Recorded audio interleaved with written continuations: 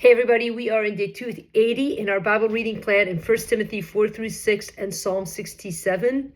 And we're continuing to kind of listen to Paul's instructions to the church and what a church should look like.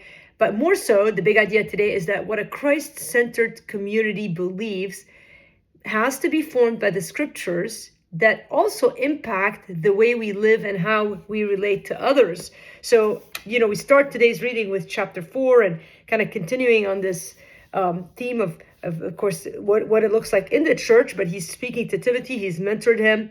And even before we get into that, though, I love the beginning of chapter 4 because it was a reminder of what what we sometimes forget.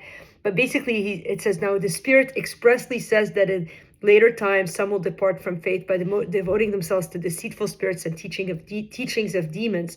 And that sounds so dramatic, but it's true. There are many people who used to walk in the faith who are no longer sounding like anything familiar to the Word of God.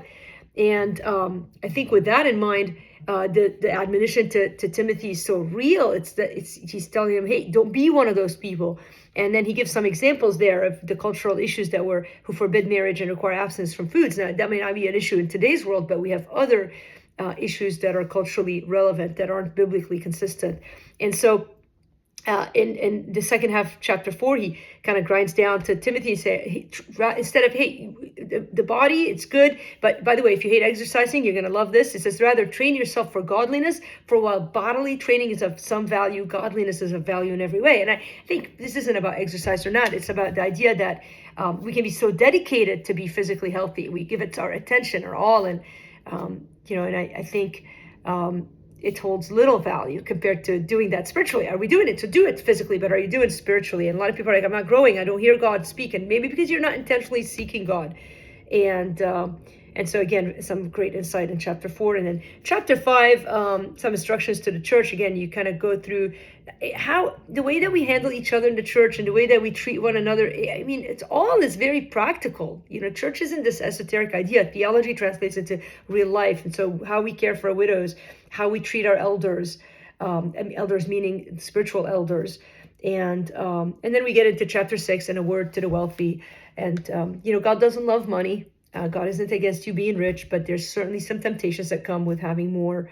And emphasizing contentment was really kind of a great reminder for me again, but godliness with contentment is great gain. So again, taking care of your spiritual being, but also this idea of godliness.